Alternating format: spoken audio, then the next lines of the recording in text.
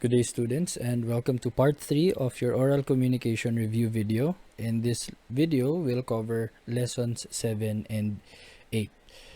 Now, to begin, lesson 7 is all about speech contexts, and in this lesson, we are going to define speech context, and we will also identify the different types of speech context. So, to begin, speech context refers to the circumstance where communication is set, and this usually focuses on the size of your audience. And when we talk about speech contexts, there are 4 major types. First is intrapersonal, second is interpersonal, third is public, and fourth is mass. Mass communication. So when talking about interpersonal communication, this is where the speaker is addressing or talking to himself or herself. So you have one audience, and that audience is yourself. Some examples of intrapersonal communication is or are monologues, or when you do self-reflection. Okay, so this is also one of the ways that you can talk or address yourself, or talk to or address yourself. Another example would be daydreaming. Okay, this is also another form of intrapersonal communication.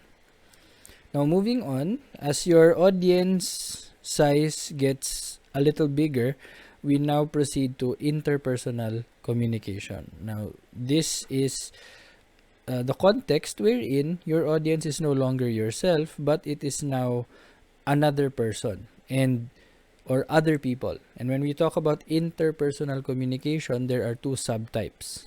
Okay, so we will be dealing with the subtypes in the next slide. But as a term, interpersonal communication refers to a context wherein the speaker addresses other people in the speech. One example would be when you talk to your classmates inside the classroom, or talk to your group of friends inside the classroom as well. And this typically involves around 2 until 15 people. Now, as I mentioned, there are 2 subtypes, and these subtypes are, number 1, dyad, which involves communication between 2 people, or a small group or small group communication, wherein communication occurs among 3 to 15 people. Sometimes we can stretch it to around 20 people, but ideally, 3 to 15 people would comprise small group communication. Now, as your audience becomes bigger and bigger, it is no longer just 15 people, we now approach public communication. And this is where a speaker addresses a large group of people in a single venue. There are at least 20 people in the room. Okay, one speaker, 20 listeners, at least. So this is now considered to be public communication. What's one example? Well, one example would be convocation, wherein probably a principal addresses the student body at the start of every week. That is considered to be public communication. Or during graduation, when you listen to a commencement speaker, that is also a form of public communication. However, it has to be remembered that this one is addressed to a large group which is found in a single venue or in the same venue.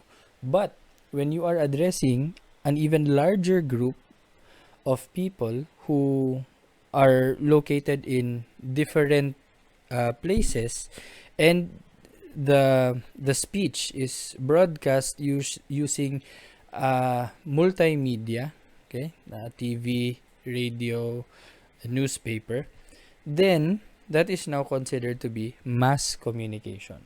It is where a speaker addresses a very large group of people simultaneously while they are located in different locations. So that is mass communication. And this is through the use of different forms of media, such as television, radio, or print. Or sometimes in your day and age, we now have the power of the internet, and as such, social media can now be included in the list. So that completes your speech context. Now we proceed to the last lesson, which is included in your quarterly assessment, and this is speech styles. In this lesson, we are going to talk about the definition of speech styles, okay, how it is understood, and the different types of speech styles. So to begin, a speech style is a pattern of communication and language use wherein the speaker is going to adjust both the manner of communicating and the use of language depending on the speech participants, or depending on the people that he or she is talking to. Okay, so it will depend on the type of audience that this speaker has in that specific communicative activity. And expounding on that, there are 5 types of speech styles, and in effect, there are 5 different types of audiences. Okay, first we have the frozen speech style. Second, we have the formal speech style. Third is the consultative speech style. Fourth is the casual speech style, and fifth is the intimate speech style. Okay, I will explain them one by one. So starting from the first type, and this is the most formal type of speech style, we have frozen speech style, and this is a speech style involving memorized and unchanging statements. This means that no matter where you are, no matter what type of audience you have, this type of speech will not change. What are some examples? One would be an oath, such as the oath of office of the president, or certain prayers, especially for Christians, such as the Our Father, the Hail Marys. Those are examples of frozen speech style. A person cannot change, and that's why it is called frozen, because a person cannot change the words to that particular statement. That's why it's called frozen. And usually these things are said or are spoken either in very formal events, such as when a president is elected into office, or in very solemn events such as religious gatherings like a mass, or maybe a worship event. Okay, so those are examples of the frozen speech style. To give you a more simple example, probably when you state the allegiance to the flag during the flag raising ceremony at school, or in your terms you call that panunumpa sa watawat. You cannot change the words, and you cannot play around with the words, because you will be subject to a criminal case. Okay, so it's a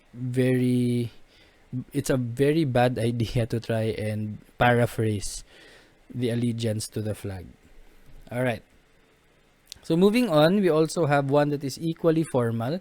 However, this is not found in solemn events or in events such as the election of a president. Okay, this is more corporate in nature, and this is what we call the formal speech style. And this is the kind of style that is usually found in formal or corporate events, and this is usually earmarked by the non-use of slang terms. So you cannot use slang terms or vulgar terms in formal speech style. Now, what are some examples? Well, first of all, you have your job interviews. These are extremely formal. They would ask you to dress in corporate attire, and that in itself is already your signal that you are going to have to use formal speech style. And you can also find this in corporate meetings where the big bosses are going to convene in order to decide on certain matters regarding the company. So these are just examples of the formal speech style. Next, we have consultative. This one is less formal in nature. This does not involve memorized oaths or prayers, nor does this require you to be in corporate attire. But this happens when you seek the assistance of an expert or a superior. And this is what we call the consultative speech style.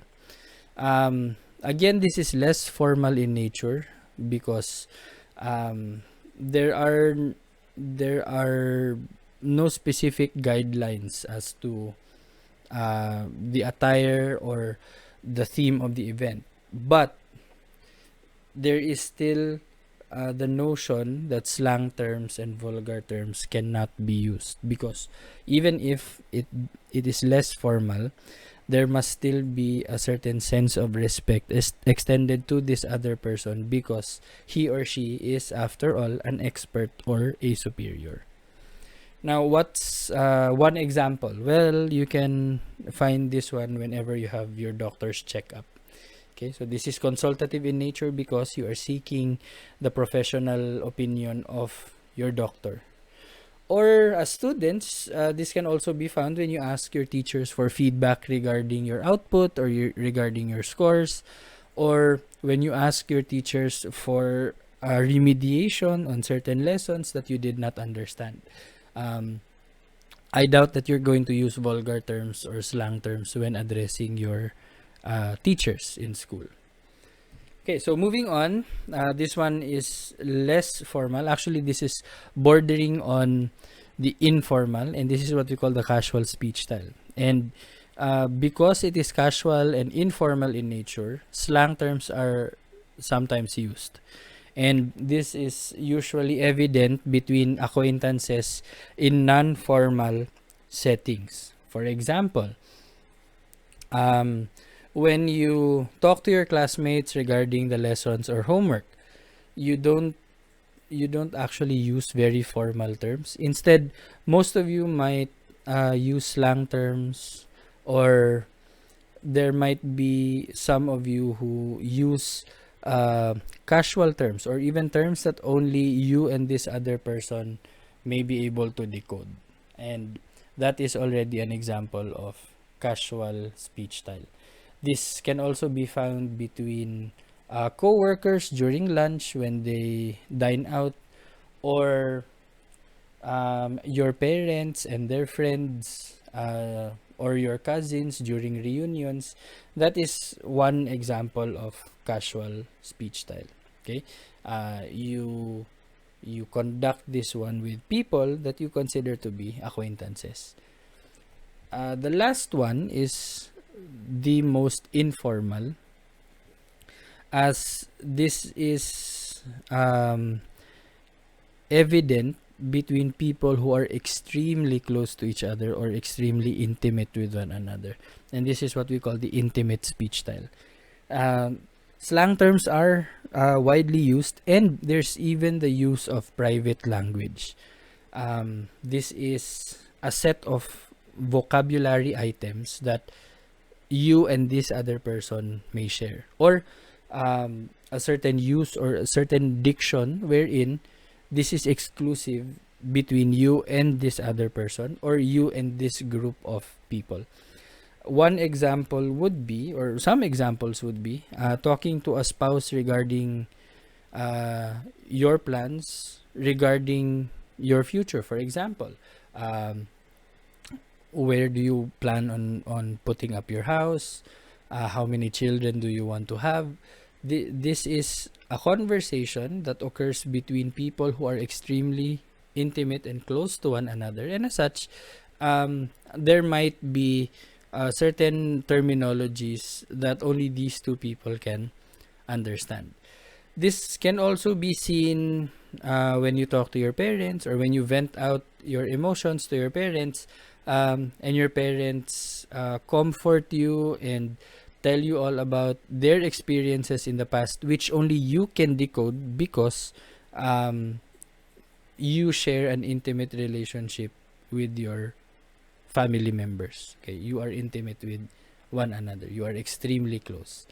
So that would be all of the different speech styles, and that also marks the end of part 3 of your oral communication review video. Parting words, I would just like to say good luck on your exams, and I sincerely hope that this video reviewer will help you in making the understanding of the different concepts a lot easier for all of you. That being said, thank you very much for watching. Good luck in your examinations. Bye bye.